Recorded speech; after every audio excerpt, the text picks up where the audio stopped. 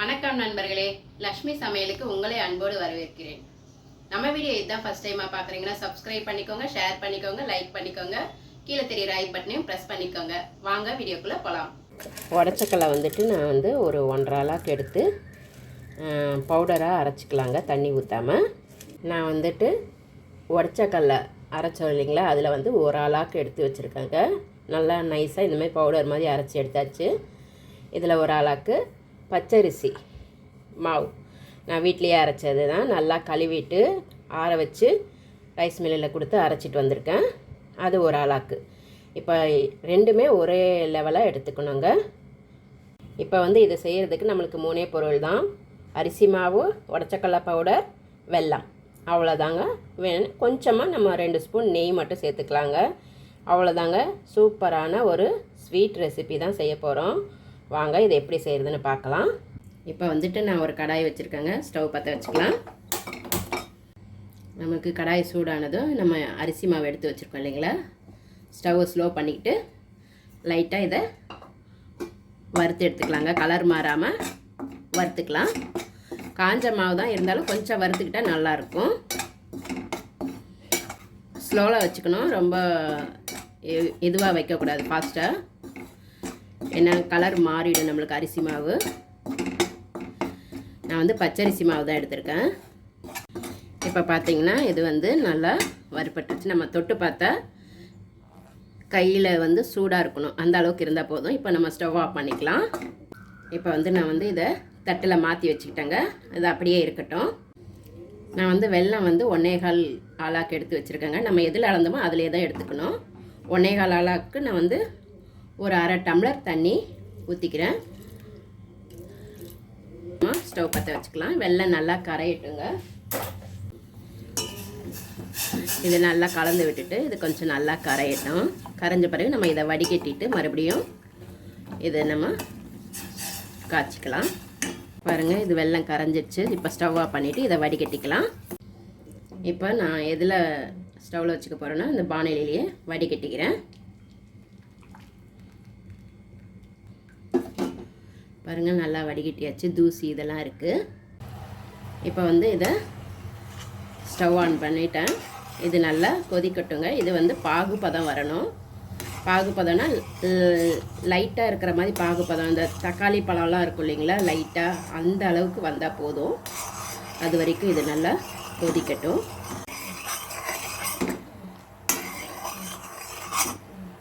நம்ம இது இன்னும் கூட வரணும்.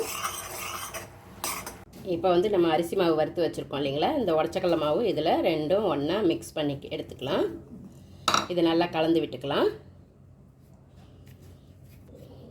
இதுலேயே பார்த்திங்கன்னா நீங்கள் நட்ஸு கூட போட்டுக்கலாங்க. போட்டுட்டு கலந்து விட்டுக்கலாம். நான் எதுவுமே போடலை. இதை பாருங்கள், தண்ணியில் ஊற்றுனதும் இந்த மாதிரி வரணும். அவ்வளோதாங்க. நம்ம ஸ்டவ் ஆஃப் பண்ணிக்கலாம். இப்போ இதில் நம்ம கொஞ்சம் கொஞ்சமாக போட்டு கலந்து விட்டுக்கலாங்க.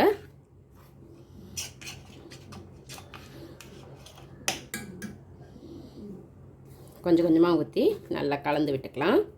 இதில் நான் நட்ஸ் எல்லாம் போடலங்க. ஏன்னா எங்கள் அம்மாவுக்கு நட்ஸ் எல்லாம் போட்டால் சாப்பிட மாட்டாங்க.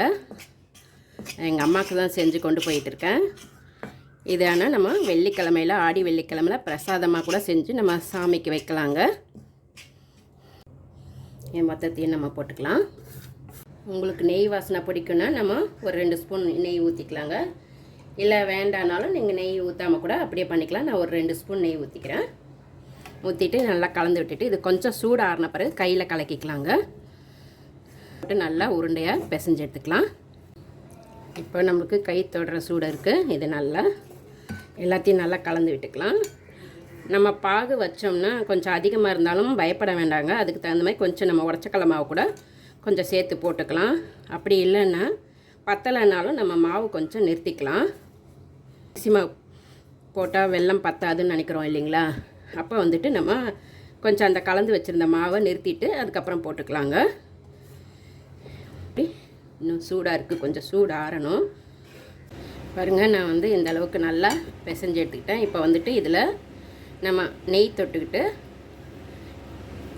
இந்த மாதிரி லட்டு மாதிரியும் பண்ணிக்கலாங்க. இல்லைன்னா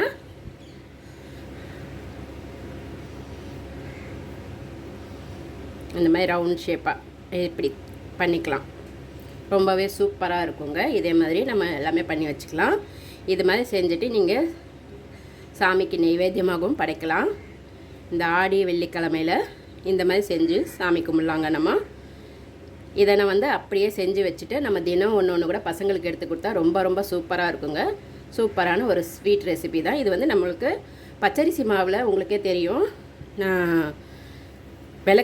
விளக்கு மாவு போடுவாங்க இல்லையா, அந்த மாவு தான். ஆனால் நம்ம கொஞ்சம் உடச்சக்கடலை மாவு கொஞ்சம் அதிகமாக போட்டிருக்கோம், அவ்வளோதான்.